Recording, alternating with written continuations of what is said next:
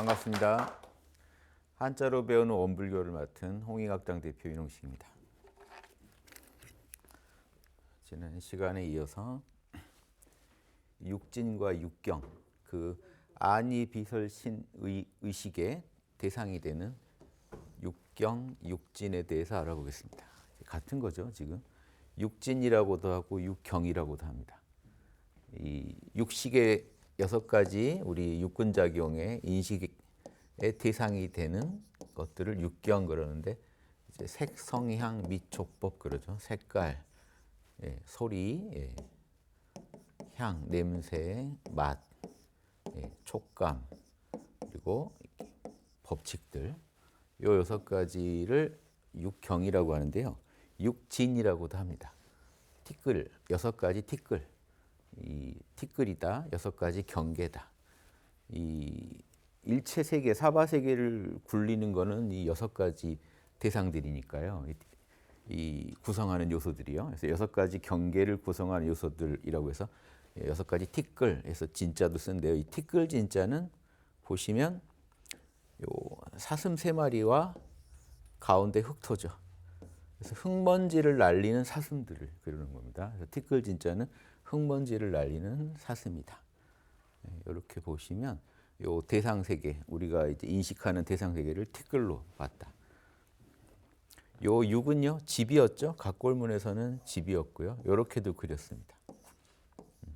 그래서 지금 요게 이제 전서에서는 요 집이 지금 이렇게 됐고, 요 부분에 해당되는 게 이렇게 됐죠. 그래서 이 6가지는 그 요 얘기 드렸었죠. 6, 7, 9, 8. 동양에서 이렇게 봄, 여름, 가을, 겨울 수란에 6은 겨울에 해당된다고 봤습니다. 봄에서는 싹이 나고요. 9는 변화가 극치. 싹이 난 이 싹들이 무성하게 자라는 모습이고요. 변화의 극치까지 가서 다시 쪼그라든다. 나눠진다는 거요. 쪼그라들어서 집으로 들어가겠죠. 그래서 겨울에 씨가 조금 더 움직이지 않고 이 집 역할을 하면서 이 정보들을 담고 있기만 하고 밖으로 배출은 안 하는, 표현을 안 하는 상태고요. 담고 있던 이 정보들을 밖으로 표현하면 또 7, 9, 8의 변화가 일어나겠죠. 그래서 이 6의 의미는요, 만물의 어떤 기본 토대를 의미하고요. 그래서 이 기본적인 이 만물의 토대에 6가지 의식이 있고 인식이 있으면 경계도 있다. 요 경계는 지금 경계 전에 요 사슴 한 번만 더. 각골문 이제 너무 많이 봐서 잘 아시겠지만 각골문은 이래요. 사슴이에요. 이렇게 보시면 여기 사슴인데, 여기 보시면 이게 눈하고 눈을 이렇게 그려본 거죠. 이렇게 뿌리 달린 모습을. 여기서 발만 이렇게 했던 게, 요게 이제 이렇게 해서 위가 되고요. 이 눈이 하나가 이쪽으로 흐려지면서 눈동자와 눈이 지금 이렇게 표현된 거고, 사슴이 발이 이렇게 된 겁니다. 그래서 이 사슴 3마리가 뛰면 얼마나 먼지 나겠어요. 그래서 이 흙먼지 생각해 보시고요. 이제 나중에 이제 흙먼지만이 아니라 미진이라고, 미세한 티끌 그러면요, 이제 원자 단계까지, 불교에서는 이제 원자를 미진이라고 합니다. 이 미진이요, 더 재밌는 거는 이 미진이 이제 최고의 그 원자 같은 입자인데요, 만물을 구성하는. 근데 또 재밌는 거는 이 미진은 극미진으로 이루어져 있어요. 더 지극한 미진. 근데 재밌는 거는 이 미진이 전후 좌우 상하해가지고 요 7개의 극미진이 하나의 미진을 구성합니다. 근데 이 미진이 최소 단계가 되는 이유가요, 극미진으로 구성되어 있지만 쪼개지진 않아요. 재밌죠? 그래서 이 만물의 기본 원자는 불교에서 미진입니다. 근데 그 한 미진은 7개의 극미진으로 이루어져 있어요. 그래서 이 미진이 가장 그 기본적인 그 입자인데, 이 진을 쓴다는 거, 이것도 한번 알아두시고요. 경계는 우리 많이 했지만 이 나팔 불던 사람한테서 왔죠, 각골문. 그래서 지금 소리를 내는 사람, 이렇게 해서 나팔 분다라는 거랑 같이 연결해서 이해해 주시면요, 이 나팔 부는 모습에서 위로 소리를 내는 사람, 이런 느낌이 된 겁니다. 이게 소리음자죠. 입에서 밖으로 소리가 나가는 그래서 연주가 다 한 걸 말합니다. 연주를 하는데 연주를 아주 잘한 거, 솜씨를 다 부렸다. 아니면 한번 한 그 악장이 끝났다. 그래서 마치다, 다 하다. 그게 이르다. 이런 뜻입니다. 경만 하면요. 그래서 이 흙토랑 만나면서 땅의 경계. 우리 땅이 여기까지다. 여기가 다다. 이런 의미죠. 경계를 의미합니다. 땅의 경계. 여기까지. 여기까지가 우리 끝, 우리의 경계 끝. 그런데 이제 이 육경 그러면요. 인식이 맞닥뜨리는 대상이죠. 대상을 경계라고 합니다. 그래서 왜 대상이 경계냐? 타자인 거예요. 나한테 있어서 타자. 내가 만나는 경계인 거죠. 나의 끝이고 타자의 시작인 겁니다. 거기서부터. 내가 끝나고 타자가 시작되는 거예요. 그래서 이 경계를 만났다는 겁니다. 우리가 경계를 만났다 하는 건 이 지금 이 6가지 대표적으로 6가지 경계를 만났다는 거죠. 육경, 색깔을 만났다. 지금 이 눈 떠보면요. 우리가 맞닥뜨리는 게 지금 이 색성향 위촉법밖에 없습니다. 육근밖에 작용 안 하거든요. 우리 의식이 육근을 통해서 육식으로 작용하는데 맞닥뜨린 경계는 색깔, 눈은 색깔, 귀는 소리, 혀는 맛, 그렇죠? 이 코는 냄새, 그리고 이 몸뚱이는 촉감, 그리고 우리의 의식은 대상이 되는 법칙, 우주를 구성하는 정보들을 대상으로 삼아서 알아내는 겁니다. 자, 이게 보십시오. 여기 펜을 보시면요. 여기 펜이라는 건 지금 색깔을 보시는 거죠. 안식은 색깔을 봐요. 그러면 의식은 뭘 보냐면 펜이라는 정보를 읽어냅니다. 이게 법이에요. 법을 읽어낸다는 건요. 정보를 읽어내는 겁니다. 또 자세히 살펴보겠습니다. 하나하나 육경을 하나하나 살펴볼게요. 6가지 경계, 우리가 마주하는 타자, 안식, 이식, 비식, 설식, 신식, 그리고 이 의식이 마주하는 타자인 경계들은요. 색깔, 소리, 냄새, 맛, 촉감, 법이 있죠. 이 법이라는 거는 법칙을 말하고요. 그래서 우리가 이 오감을 통해서 오감의 대상이 되는 것들 통해서 우리가 법칙을 추출해냅니다. 이런 걸 이제 철학에서 추상화라고 하는데요. 법칙을 추출해내요. 자, 이걸 우리가 이 펜을 볼 때 만날 수 있는 거는 색깔, 소리, 그렇죠? 맛도 맛보면 무슨 맛이 있을 수 있죠. 맛, 예. 촉감, 색깔, 소리 이런 소리도 들리고요. 향기가 날 수도 있고요. 자, 이걸 가지고 우리가 이걸 펜이다. 이것은 펜이다라고 규정하면 이게 개념이 돼요. 어떤 존재에 대해서 정의를 내려놓으면 이게 개념이 됩니다. 이 개념들은 우리가 의식으로 만들어내는 개념들은요. 대상이 뭐겠어요? 의식은 개념을 만드는데 개념의 대상이 되는 것들이 법입니다. 실제 하는 법칙들. 실제 법칙이 있으니까 있는 그대로 그걸 언어화해 주면 개념이 되는 거거든요. 무엇은 무엇이다. 그래서 이 실제를 언어화하는 거, 이 작업들이 의식이 하는 작업입니다. 그래서 의식의 대상은 법이라고 하는 거고요. 색깔부터 한번 알아볼게요. 이 색은요, 기본적으로 빛깔을 의미하는데 예전에는요, 이게 여자의 안색을 일단 의미했습니다. 여자의 그 어여쁜 안색. 그래서 이 사람이요, 이렇게 서 있는데 이 전서 중에 이렇게 된 전서가 있어요. 이거 삽이거든요. 삽으로 뭐 퍼내는 겁니다. 삽질하는 건데요. 요게 이 글자를 아시면 위태로울 이자인데 이것도요 똑같습니다. 사람이 있는데 언덕 위에 사람이 있는데 밑에서 삽질을 해요. 밑에 기반이 무너져 내려요. 서 있는 언덕이 밑이 지금 파헤쳐지고 있으니까 위태하죠. 위태하다는 뜻인데 여기서는 언덕만 빠져 있습니다. 사람이 서 있는 기반을 흔든다. 경국지색 그러죠.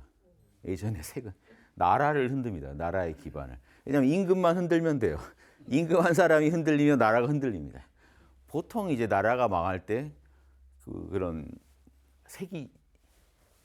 색깔이 아주 좋은 이쁜 그래서 임금으로 홀리는 그런 어떤 여성들이 많이 등장하죠. 역사에서. 이제 남성 중심의 역사지만 아무튼 그래서 처음에는 여자의 안색을 의미했다. 그게 이제 그냥 색깔을 의미하게 된 거죠. 이렇게 하시면 되고요. 제가 이제 또 하나 해석이 가능한데요. 요게 이제 위태로울 위자랑 견주어 보면 지금 서 있는 기반을 흔드는 것 같은 느낌도 있고요. 이게 또 몸을 되게 구부리고 있단 말이에요. 구부리고 이건 또 어떻게도 볼 수 있냐면요. 굴을 파들어가는 모습으로 볼 수 있습니다. 굴을 파들어가면 어디에 마주하겠어요? 굴의 맨 끝이 뭐라고 하죠? 막장이라고. 막장까지 몰고 가게 하는 힘이 있는 게 뭐다? 색이다. 남자를 막장까지 그 멀쩡한 남자들이 뭐로 다 무너지죠? 지금도 그렇죠. 뭐 그렇잖아요. 세계 최고의 뭐 재벌들, 최고의 권력을 지닌 그 정치가들, 뭐 재벌들 다 요거 터지면 되게 대책 없이 많이 당하죠. 이거 생각해 보면요, 서 있는 기반을 무너뜨린다도 괜찮고요. 사람을 막장까지 몰고 가요. 왜 저 멀쩡한 사람이 저렇게 됐을까 하게 몰고 가게 한다. 이렇게 무서운 게 색이다라고. 재미있는 건 예전에 한자에는 경고도 같이 들어있는 겁니다. 그러니까 경고 표시예요. 이게 담배 팔 때 경고 팔면서 왜 저러지 하잖아요. 팔면서 막 경고를 하잖아요. 사지 말라고. 마찬가지로 이 글자는 색이 뭐다라고 설명하면서 경고를 엄청 때리고 있습니다. 조심하라고. 이게 한자의 또 묘미입니다. 이 안에 경고의 메시지까지 담았다. 그래서 처음에는 여자의 그 아름다운 안색을 의미했습니다. 근데 그게 이제 시각적으로 우리한테 영향을 주는 거잖아요. 그래서 시각의 대상들을 다 색이라고 이렇게 대표하게 됐습니다. 색깔로. 그 다음에 소리는요. 이 소리는 이 글자만 잘 이해하시면요, 이 안에 다 들어있어요. 힌트가. 이 안에 보세요. 요거는요, 끈으로 매달았다는 겁니다. 각곰을 보면요, 이런 악기를 매달아요. 요게 지금 이렇게 표현되는데요. 이쁘게 표현되는데 원래는 그냥 이런 악기 하나를, 반달 모양의 악기가 매달려 있고요. 요게 몽둥이입니다. 몽둥이. 각골문엔 그냥 이래요. 그게 지금 얘가 구부러져서 지금은 이런 식으로 표현돼 있죠. 요게 몽둥이입니다. 그래서 요 잡고 있는 손까지 해서 몽둥이 숫자거든요. 요게 몽둥이 숫자입니다. 몽둥이 들고 있는 손이죠. 몽둥이 부분은 실제 이거예요. 요 부분. 몽둥이를 들고 치고 있어요. 그러니까 그런 편견 같은 거 있잖아요. 돌 같은 거 걸어놓고 치는 거. 근데 우리가 지금 보면 뭐 이렇게 종도 그렇지 않나요? 문 열 때마다 뭐 바람에 부딪히거나 문 열 때 흔들리면서 소리 내는 거. 그런 거를요, 걸어놓고요, 치는 거예요. 땡 치고, 그럼 치면은 어디로 소리를 듣겠습니까? 귀로요. 그렇죠? 그래서 각골문은 이래요. 각골문은 지금 섞였는데요. 각골문은 이래가지고 몽둥이를 들고 있고 손으로 각골문에서 귀는 이렇게 그리거든요. 소리를 귀로 듣는 모습. 요 안에 다 들어있죠. 귀로 지금 매달려, 이런 이만한 돌멩이든 쇠가 매달려 있는 거고요. 이거 몽둥이로 치는 거. 악기를 쳐가지고 소리를 귀로 듣는 거. 소리성자. 이해되시죠? 네, 여기 소리성자고요. 향기향자는요, 좀 재밌는 게요. 의외로 향기향자는 이게 벼인 거 아시죠? 벼. 그리고 여기 있는 알들이요, 벼의 그 쌀알들이에요. 그거를 이렇게 하면요, 가로알자가 원래 아닙니다. 가로알자는요, 원래 입에서 말이 나가는 모습을 이렇게 그려요. 그런데 한자 중에 이렇게 그려진 거는요, 달감자가 돼요. 나중에 달감자가 됩니다. 그러니까 혀로 맛보고 있는 모습이에요. 요거는 말하고 있는 모습. 설명을 입구에다가 기운 나가는 걸 더 보태서 말을 열심히 하고 있는 모습이고, 이거는 혀로 맛보고 있는 모습입니다. 혀를 강조한 거예요. 요건 달감자가 됩니다. 달다 해가지고. 그래서 자 보세요. 쌀을 맛보고 있는, 막 지은 밥을 맛보고 있는데 만미자로 안 쓰고 지금 향기향자로 쓰고 있잖아요. 밥의 향기를 강조한 겁니다. 밥에서 향기가 나는. 밥을 맛보는데 향기가 나는. 어떠세요? 그 만미자는 뭘까요? 향기향자에서 밥 맛있게 지어서 그 향기를 음미하면서 밥 먹는 모습을 그리는 거예요. 그래서 맛과 향이 지금 좀 섞여서 지금 글자에 그려져 있다. 이것도 아시면 재밌을 것 같고요. 자, 이제 만미자로 가볼까요? 그래서 지금 색, 성, 향, 안식, 이식, 그리고 비식의 대상들을 살펴봤고요. 그러면 이제 설식, 혀로 맛보는, 혀설자가 각골문이 이랬죠. 혀가 나오는 거, 입 밖으로. 혀로 맛을 보는 건데, 자, 요게 이제 맛을 본다는 뜻이고요. 요거는 뭐냐면요, 지금 이렇게 하면 나무거든요. 위아래 가지. 위에다 가지 하나를 더 그렸어요. 나무가 엄청 무성한 나무예요. 그냥 잎이 무성한 나무. 그래서 지금 이게 자축인묘 진사오미에서 미가 늦여름이에요. 그래서 뭐냐면 아직 여름이다는 뜻이에요. 아직 여름 안 죽었다. 그래서 아직 아니다는 뜻으로 써요. 안일미. 자축인묘 진사오미 신 그다음 바로 이제 가을입니다. 오가 이제 정오잖아요. 정오의 그 아주 한여름을 지나서 늦여름입니다. 그래서 미는 그래서 아직 그런데 왜 가을이 될 것 같은데 아직 여름이 아직 죽지 않았네 하는 상태입니다. 그래서 이 무성한 나무를 상징하는데 무성한 나뭇잎을 다 맛보는 거예요. 그래서 잎사귀 맛을 다 이렇게 맛보는 걸 말합니다. 만미자는 잎사귀의 어떤 다양한 잎사귀들의 맛을 구별해내고 이런 것까지도 의미하는 것 같아요. 다양한 잎사귀들을 맛보는 거, 그 맛을 다 아는 거, 맛을 구별하는 거. 그래서 이게 설식의 대상인 미고요. 요거 재밌습니다. 촉. 이제 이거 낯익으시죠? 얘네. 눈 있고요. 몸이 이러고요. 이거 자체로 이미 애벌레라고 그랬죠. 보통 나비 애벌레를 의미해요. 모기 애벌레나. 한자로는 나비 애벌레로 많이 씁니다. 그런데 이게 벌레라는 걸 나타냈어요. 벌레 충자를 더 그려가지고. 그럼 기어다니는 벌레거든요. 근데 이거는 뿔각자죠.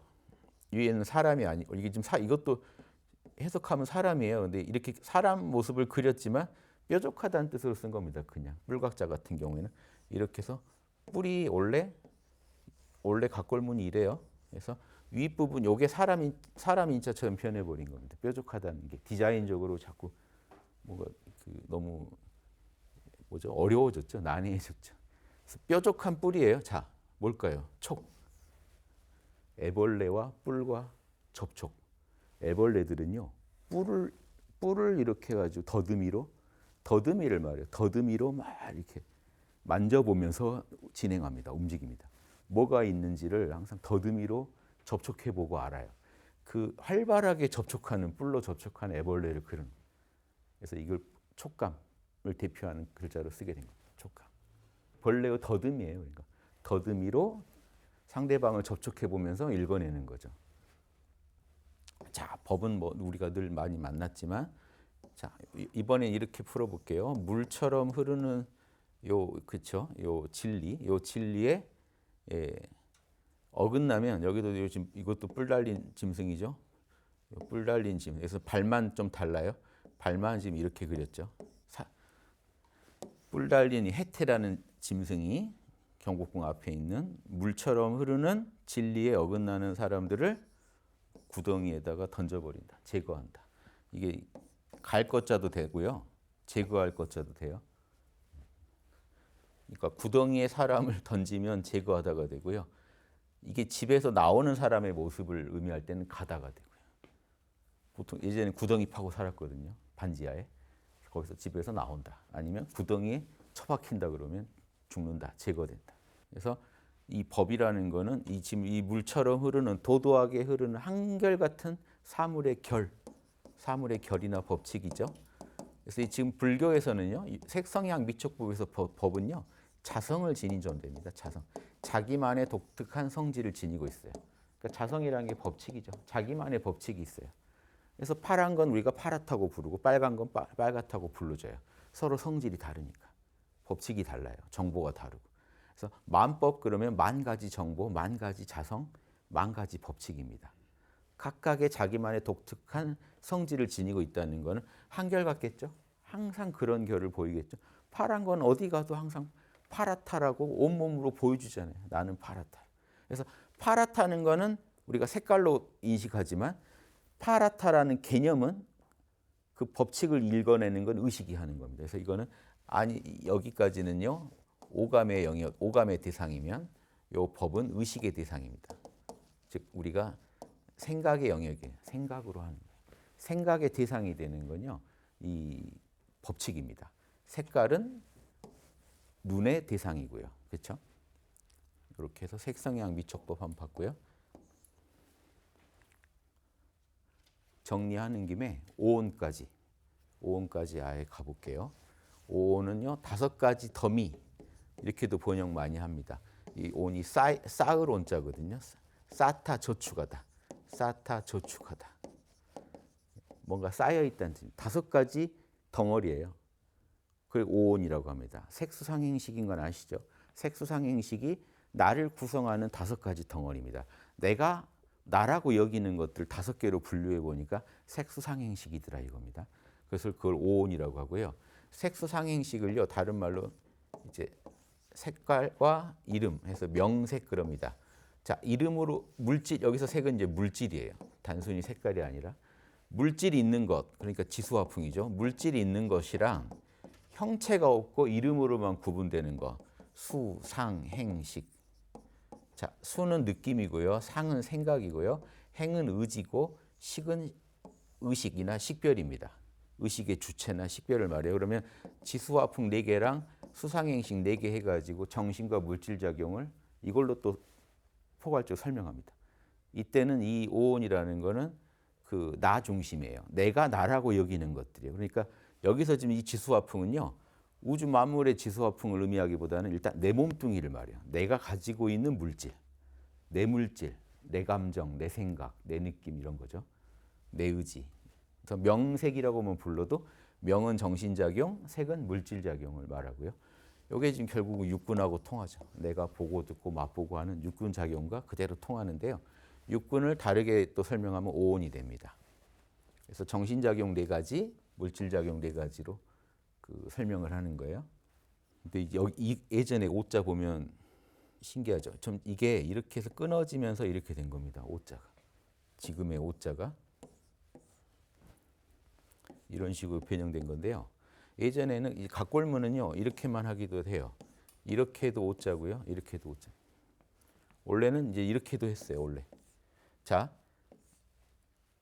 이렇게만 하면 하나였죠. 둘이었죠. 셋이 됐죠. 그러면 4, 5까지는 1, 2, 3, 4, 5 이렇게 이것도 있어요. 각골문에. 이게 5개 긋고 있는 게 너무 귀찮잖아요.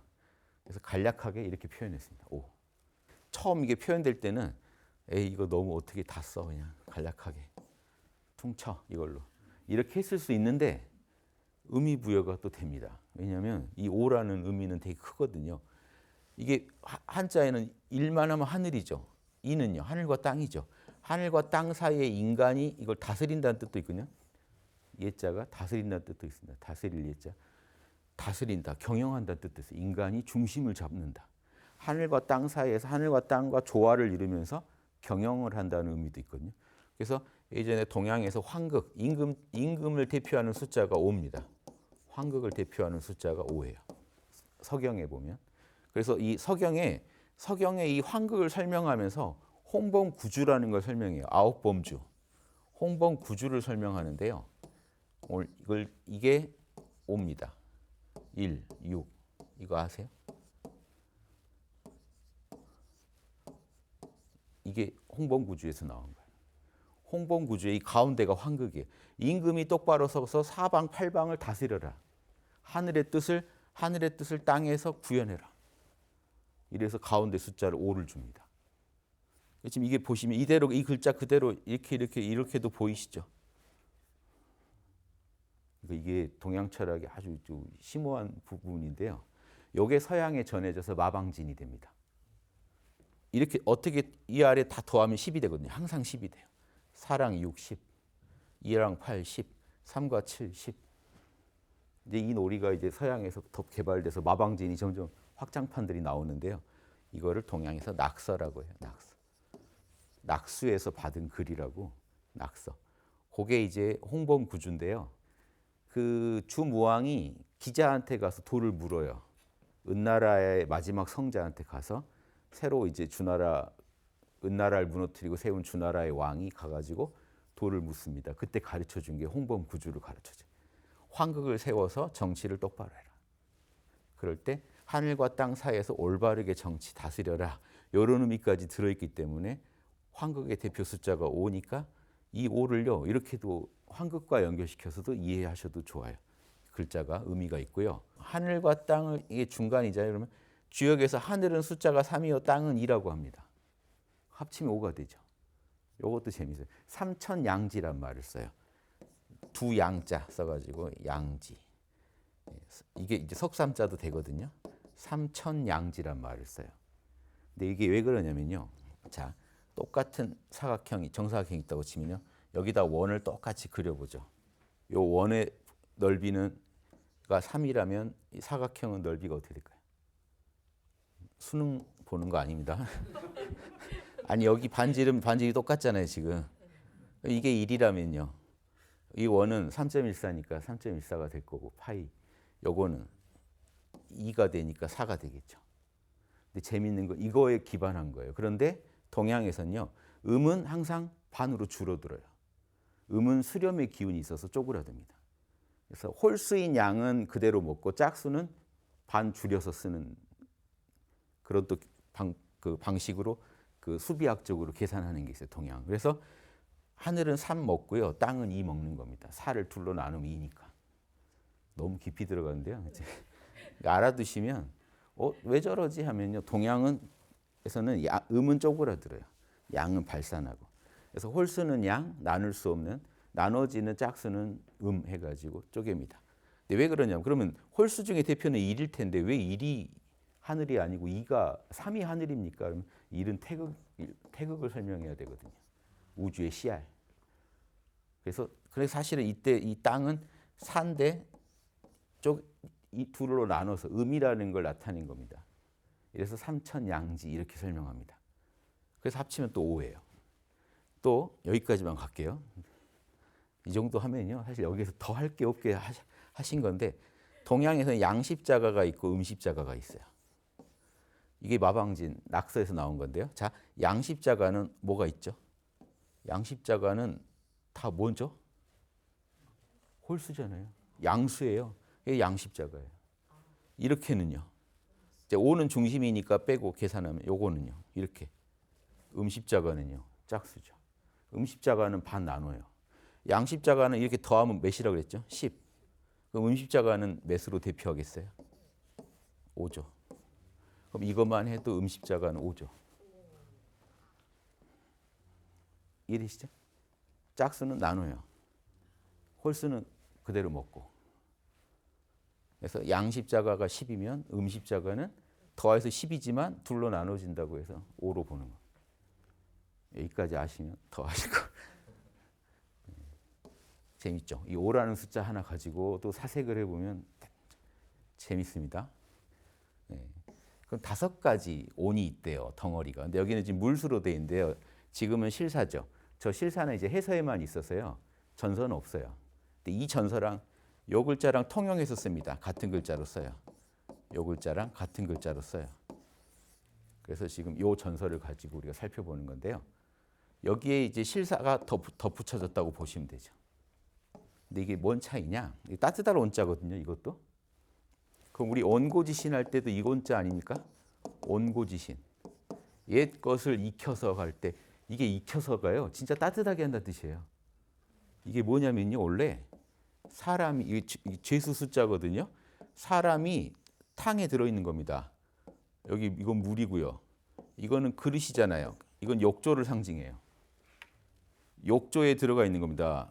이게 죄수 숫자인데 갇혀있다는 뜻인데 여기서는 갇혀있다는 게 아니라 따뜻한 물로 둘러싸여지는 겁니다. 욕조에 푹 몸을 담그고 여기 풀초 빼면 사람이 이렇게 탕 속에 들어있다는 걸 위에서 본 모습, 옆에서 본 모습, 욕조의 모습, 그릇이죠. 큰 그릇이죠. 욕조에 이제 몸을 푹 담근 모습이에요. 근데 그래서 이게 지금 이 따뜻할 온자인데 요 위에 지금 풀초가 있음으로써요. 풀을 가지고 자 여기에 풀초에 실사자까지 더해야 되면 어떻게 돼요? 이 온자가요. 여기 이제 실을 갖다가 아예 또렷이 그렸잖아요. 실로 몸을 따뜻하게 감싼다는 것도 있기 때문에 헌섬 온자입니다. 원래 헌섬 온자. 그 실을 풀 쌓이듯이 싹 해가지고 그걸 내 몸을 다 에워싸면 그 이제 솜옷이죠. 그 원래 이게 이 한자가 붕어 마름 온자로도 써요. 붕어 마름이라고 되게 이렇게 솜 같은 풀이 있어요. 그러니까 솜에서 착안한 겁니다. 솜. 이 풀초자는 이게 뭔가 이게 풀이 뭉쳐 있는 모습, 이런 걸 솜이 뭉쳐 있는 모습을 표현한 거고요. 그래서 실로 이렇게 솜옷을 해 입은 거 이런 걸 말하기 때문에 이게 이제 여기서는 따뜻할 온자에서 여기까지 오면 뭐가 되냐면 헌솜 온자, 쌓다 저축하다 온자, 쌓여 있는 모습, 실이 이렇게 두텁게 쌓여서 내 몸을 따뜻하게 해주는 작용을 하는 거니까. 이해되시죠? 예. 그래서 5가지 더미, 5가지 덩어리예요. 뭉친 덩어리. 그걸 오온이라고 하고요. 오온은 뭐냐? 색수상행식. 요 5가지 덩어리가 자, 우리가 나라고 여기는 것들은 색수상행식이더라 이겁니다. 요거를 이제 한자까지 파헤쳐서 보면 훨씬 선명하겠죠. 나를 구성하는 5가지 요소들입니다. 내가 나라고 여기는 첫째, 내 몸뚱이 아니에요. 여기서 색은 단순히 색깔이 아니라 지수화풍의 물질입니다. 내 몸을 구성하는 물질, 지수화풍의 물질. 내 몸의 이 딱딱한 요소는 땅, 피는 물, 내 몸의 열기는 화. 열기가 식으면 안 되죠. 호흡 왔다 갔다 하는 건 뭐죠? 풍. 그래서 지수화풍이 흩어지면 죽는다고 보는 겁니다. 지수화풍이 뭉치면 살고 흩어지면 죽는다. 그래서 티베트 사자에서 이런 거 있으죠. 티베트 불교에서 우리 죽음에 대해 설명한 그거 보시면 지수화풍이 흩어지는 것부터 시작합니다. 이제 죽음이 시작되면요. 지수화풍이 하나씩 흩어져요. 그래서 이 색으로 지수화풍을 대표하는데 여기서는 나라고 하는데 초점이 있으니까 나를 구성하는 색깔, 나를 구성하는 물질이니까 이 내 몸뚱이를 말합니다. 내 몸뚱이. 그러니까 지금 나 밖에 있는 천지 사방에 있는 지수화풍이 아니라 1차적으로 내가 지니고 있는 내 거라고 여기는 지수화풍을 말해요. 그다음에 내 느낌, 내 생각, 내 의지, 내 의식을 가지고 우리는 나라고 생각한다. 근데 부처님이 요 중에 무상하지 않은 거 있냐? 다 무상하지 않냐? 이 중에 네 뜻대로 되는 거 없지 않냐? 고라는 거는요, 내 뜻대로 안 된다는 거예요. 욕구가 좌절되지 않냐? 그리고 그러니 네 것이라고 할 게 있냐? 무상고 무아. 요 세 가지 진리. 요 진리 이게 법칙이잖아요. 3가지 법칙의 도장이죠. 딱 언제든 딱 찍어도 똑같은 그 법의 도장. 진리의 도장, 누가 찍어도 똑같은 그 진리의 도장으로 무상고 무아 판정을 딱 내린 겁니다. 우리가 나라고 여기는 오온에 대해서 이 물질의 다발들, 느낌의 다발들, 이게 오온이란 말이 참 좋은 게요. 여러분을 사실 여러분이 여러분이라고 생각하는 걸 1차적으로 딱 느껴보면요. 생각의 다발이에요. 아침부터 오늘까지 했던 수많은 생각을 뭉쳐가지고 여러분이라고 생각한다니까요. 이게 온이에요. 여러분이 아침부터 지금까지 느낀 거 있죠? 그 느낌의 뭉치가 나라고 여겨진다니까요. 이 지수화풍이 뭉쳐져 있는 몸이 나인 것 같고 내가 오늘 하고 싶어서 계속 의지를 냈던 모든 마음들 하고 싶다, 뭐 하기 싫다 했던 그 마음들이 뭉쳐가지고 그 의지에 해당되는 걸 뭉쳐서 또 그걸 나라고 여겨요. 나의 꿈, 나의 소망 이런 거 다 여기 들어갑니다.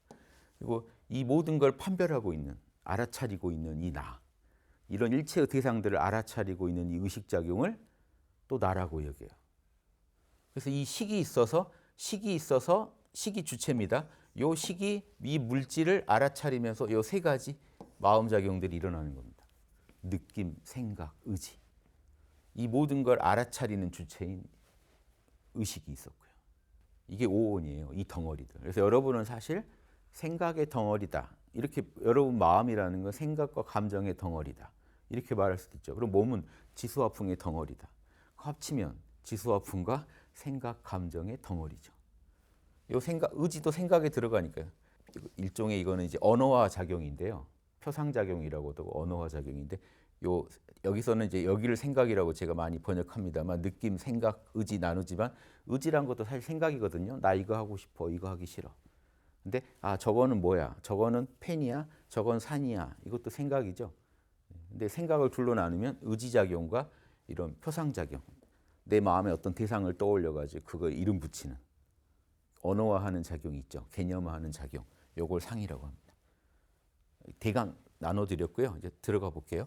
물질은 색깔로 대표한 겁니다. 지수화풍은 사실 우리가 뭐 색깔, 소리, 냄새, 맛 다 이 오감의 대상들이 다 물질이겠죠. 오감의 대상인데요.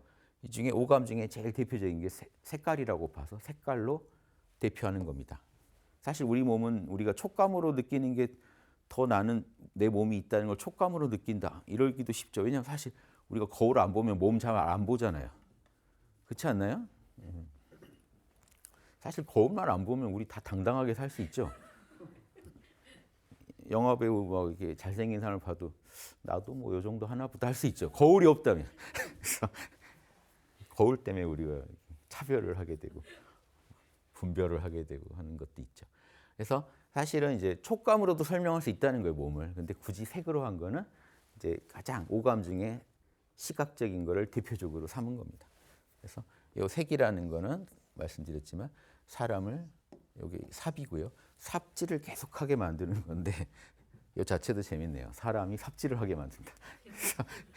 여자의 안색을 일단 의미했습니다. 여자의 이쁜 안색을 보면 남자겠죠. 그래서 자기가 서 있는 기반을 삽으로 무너뜨린다. 이런 뜻도 되고요. 아니면 끝없이 삽을 파가면서 막장까지, 굴의 맞장까지 향해 간다. 사람을 막장에 이르게 한다. 아니면 서 있는 기반을 무너뜨린다. 둘 다 의미로 다 볼 수 있죠. 색은 색깔을 대표하게 됩니다. 처음엔 여자의 안색. 그런데 또 꼭 여성만 해당되지 않는 게 역사적으로도 측천무는 또 남자를 밝힙니다. 예전에 서태후, 그러니까 여성 황제가 들어서면 또 이제 남자들이 죽어납니다. 그래서 그것도 좋은 빛깔 아니에요? 그분 여성 입장에 좋은 색깔이잖아요. 사실 지금 아이돌 보고 막 와 하시는 건 색을 보고 그러시는 거죠. 아무튼 우리가 색에 이렇게 약하다는 거. 이런 측면에서 예전에 이제 남성 중심 사회에서 나온 한자겠지만 지금은 확장해서 이해해 보시면 되겠죠. 색, 시각적인 거에 눈을 뺏기면 무너진다. 요즘은 이제 사람에만 꼭 붙일 것도 아니죠, 색이. 우리가 마주친 물건들이 다 색 아닌가요? 좋아 보인다. 좋은 색 보려고 우리 여행 다니는 거 아니신가요? 그러니까 이렇게까지 생각하시면 너무 색에 빠지면 도파민 중독 요즘 막 하는데 보이는 거에 사람이 얼마나 쉽게 빠져들겠어요. 그래서 색에 대한 경고가 들어있는 한자입니다. 자, 이건 이제 물질을 나타낸다고 했죠. 나를 구성하는 것 중에 물질적인 거, 육체를 의미하고요. 기본적으로 수는요 받을 숫자인데 보시면 손이죠. 손이 요 물건을 이쪽 손한테 주고 있죠. 서로 주고받고 있는 모습이죠. 물건을 주고받고 있는 모습입니다. 그러니까 받다예요. 근데 이게 주다도 되고 받다도 돼요, 원래. 근데 이걸 받다를 의미로 써버리니까 나중에 손 하나를 더 붙여서 줄 숫자를 만들어냈습니다. 그러니까 이런 경우는요, 덧붙여진 거예요. 왜냐? 이게 주로 받다로 쓰여버리니까. 이거는 이제 복불복이죠. 어떻게 쓰일지 모르죠. 사람들이 주로 이걸 받다에 써버린 거죠. 받았다에, 주다에 안 쓰고. 그러니까 이 한자를 더 만든 겁니다. 받다로. 이런 경우가 진짜 많아요, 한자는. 본 의미랑 다르게 쓰여버리거나 특정 제한된 의미로 쓰여버리면요. 그 글자에서 다른 의미로 쓰고 싶을 때는 뭔가 더 붙여가지고요. 부수를 더 붙여서 의미만 구별합니다. 실제 별 원래 글자상에서는 차이가 없어요. 자, 여기서 받았다. 느낌 받았다는 거예요. 받은 느낌을 말해요. 느낌. 그래서 보통 이 수는요, 세 가지가 있습니다. 고수. 뭐겠죠? 괴로움. 그러니까 느낌에는 크게 세 가지가 있어요. 좋거나 나쁘거나 그다음에 좋은 거를요. 낙수. 이 느낌이에요. 나쁜 느낌, 괴로운 느낌과 즐거운 느낌. 그다음에요. 고수, 낙수. 사수라 그래요.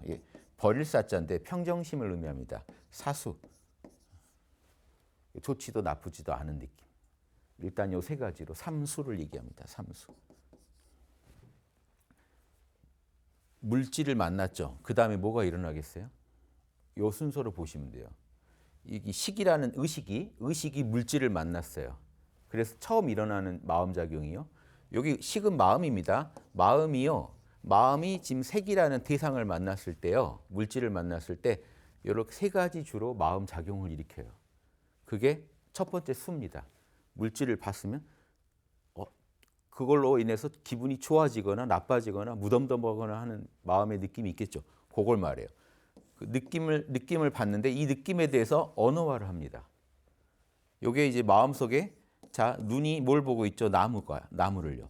마음이 대상을 자기 마음에 떠올려요. 이게 마음이죠.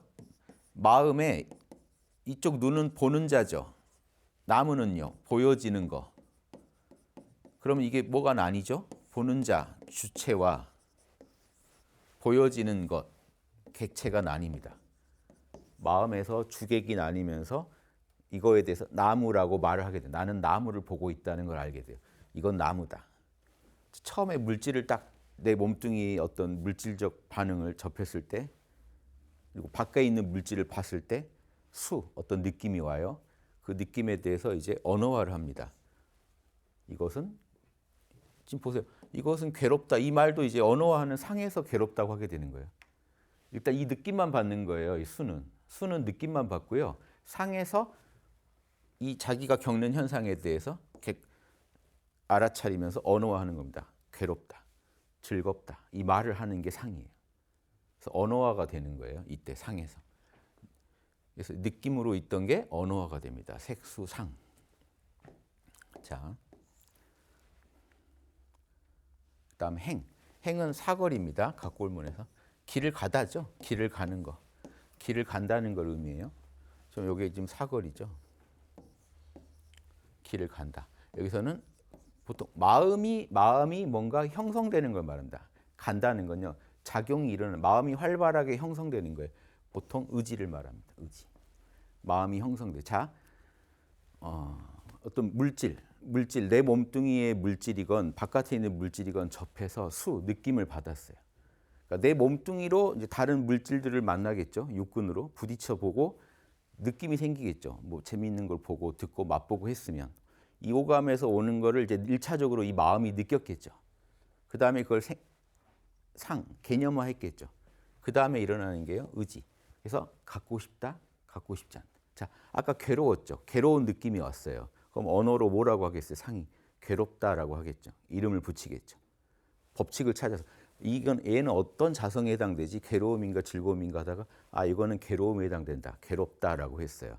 그러면 의지작용이 뭐가 일어나겠죠? 피하고 싶다가 일어나겠죠. 만약에 즐겁다라는 생각이 섰으면요. 의지작용은요. 더 느끼고 싶다라는 의지작용이 일어나겠죠. 이겁니다. 그냥. 그러니까 색수상행은 자, 이걸 오감으로 보시고요. 물질을 통해서 우리가 오감을 인식했을 때 그 다음에 첫 번째 느낌을 받고요. 좋은지 싫은지 무덤덤한지 별 관심 없든지 좋든지 싫든지 느낌이 오면 아직 생각 이전입니다. 그게 개념화되고요. 개념화되면요. 의욕이 일어나요. 마음이 움직여요. 동해요. 마음이 동하는 작용입니다. 행위라는. 마음이 동해요. 그래서 하고 싶다, 피하고 싶다. 갖고 싶다, 버리고 싶다. 이 모든 걸 이 의식이 하는 거죠. 이 의식은 결국 뭐냐면 이제 의식의 핵심 작용은요. 식별입니다. 식별. 대상을 식별하는 거죠. 그래서 이 모든 작용을요. 이런 작용이 내 의식에서 일어나고 있다는 걸 식별하는 다 아는 겁니다. 이걸 알아차리는 거. 이 모든 거를 알아차리는 게 의식이 하는 거. 무슨 일이 일어나고 있는지 아는 거. 내 의식에서. 이 오감이 불교에서 전오식이라고 하거든요. 그다음에 이걸 제6식 그럽니다. 제6식이 색이라는 거는 전오식을 나타내고요. 오감을 통해 물질을 통해서 오감으로 인식한 거를 내 의식이 수상행의 작용을 일으키는 겁니다. 그거를 느껴도 보고 생각도 해보고 의욕도 내보고 하는 거를 이 마음이 하거든요. 이 마음이 이제 제6식이고요. 제6식은 결국 하는 게 뭐냐? 기능이 식별이에요. 이것저것 바로바로 알아차리는 거예요. 대상들의 변화를 계속 알아차리는 거예요. 그래서 지금 보시면 이 식은 이건 말을 하는 거죠. 입에서 기운이 나가서 위로 올라가는 거고요. 이것도 똑같아요. 말을 하는데 여기 가로알자를 해놓은 거죠. 여기 요것만 다르죠. 입구냐 가로알이냐 다 말하는 거예요. 말하는 거예요. 위로 기운이 올라가는 거고. 근데 자 보세요. 어떤 사람이 말을 하고 소리를 낸다 쳐요. 말을 하고 소리를 내는데 못 알아들으면 의미 없죠. 우리 외국인이 말하는데 알아듣나요? 개가 소리를 내는데 못 알아듣죠. 창은요 알아듣는다는 거예요. 딱 끊는다는 뜻이거든요. 창은 끊어서 들을 수 있다는 건 알아듣는 겁니다. 그래서 저거는 소리나 말을 끊어서 이해할 수 있다는 거예요. 탁탁. 여기까지가 주어, 수로, 목적어. 지금 이 사람은 무슨 말을 지금 하고 싶구나. 이걸 바로바로 알아듣는 거 말합니다. 그래서 알식자예요. 그래서 알아차린다는 겁니다. 그래서 지금 내가 어떤 물질을 접했구나. 오감 중에 뭘 느꼈구나. 그래서 어떤 느낌을 받았구나. 어떤 생각을 했구나. 어떤 의지를 냈구나 하는 걸 다 알아차리고 있는 겁니다. 식은. 뭐 했구나. 내가 뭐 하고 있구나. 이걸 아는 겁니다. 요게 일단 그 오온 5가지 덩어리들. 나를 구성한 5가지 덩어리가 이게 다예요. 그런데 부처님이 이게 넌데 이 중에 영원한 너 있어? 하는 거예요. 변하지 않는 너 있어? 없잖아요. 얘도 변해요. 오감도 변해요. 느낌도 변해요. 생각도 변해요. 의지도 변해요. 계속 변하죠. 얘네들이 변하면 식도 계속 변하는 거예요. 계속 바뀌잖아요. 나 지금 뭐 하고 있다. 나 지금 난 뭐 의욕하고 있다. 나 지금 뭔 생각하고 있다. 이 식별이 계속 일어날 거 아니에요. 그게 식입니다. 그래서 얘네들은 무상고 무아라는 도장을 딱 찍으면 돼요. 진리의 도장으로요. 얘네들한테 무상고 무아. 그러면 무상하고 고고 무아인데 그럼 내 것이 아니잖아요. 따라서 얘네들은 내가 아님. 딱 결론이 나는 겁니다. 불교에서. 불교의 부처님의 무아이론은 이렇게 나오는 거예요. 나를 구성하는 색수상 행식이 무상고 무아기 때문에 내 것이 영원한 내 것이 아님. 그게 어느 하나 나를 대표할 수가 없음. 이렇게 해서 도장을 딱 찍는 게 무아 이론입니다. 부처님. 이건 자명한 얘기죠. 누가 뭐라고 할 수가 없죠. 아침에 오늘 일어나셔서 빵 먹고 싶었던 그 마음이 여러분인가요? 하면 좀 애매하지 않아요? 지금 마음 바뀌었거든요. 빵 싫어. 그러면 빵 좋아하던 게 나은가요? 빵 싫어하는 게 나은가요? 다 뭐 이상하잖아요. 다 나 같은데 또 내가 아니에요. 따져보면. 그래서 부처님은요. 그럼 내가 없다. 이게 부처님 이론인가요? 그것도 아니에요. 부처님. 그것도 단견이래요. 내가 없다고 해도 안 되고 내가 있다고 해도 안 돼요. 나는 이렇게 무상하게 있는 거예요. 그러니까 영원한 나는 없다는 거예요. 근데 무상한 나는 있어요. 순간순간 내가 맛보고 있고 내가 생각하고 있고 내가 의욕하고 있잖아요. 그러니까 계속 이 무상한 내가 있는 거예요. 그러니까 그럼 아예 나는 없는 거군요 하면 부처님이 또 싫어해요. 지금 나한테 와서 따지고 있으면서 지가 없다 그러면 어떻게 돼요? 그러니까 있어요. 있는데 그러면 왜 또 없다는 거예요? 무상고 무아라는 도장을 찍어줘야 돼요. 그러니까 내가 나라고 여기는 오는 무상고 무아다라는 건 정확히 알면 이거 하나하나들이 무아잖아요. 내 것이 아니잖아요. 영원한 내 것이 아니에요. 하지만 그럼 내가 없냐? 그럼 무상하게 이런 연기하고 있는 난이 있거든요. 이것들이 굴러가면서 나라는 현상을 만들어내는 거죠. 그런 난이 있죠.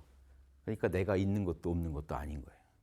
이런 식으로 부처님이 설명하십니다. 별거 아니에요. 그러니까 영원한 나는 없다. 여기까지. 예. 경청해 주셔서 감사합니다.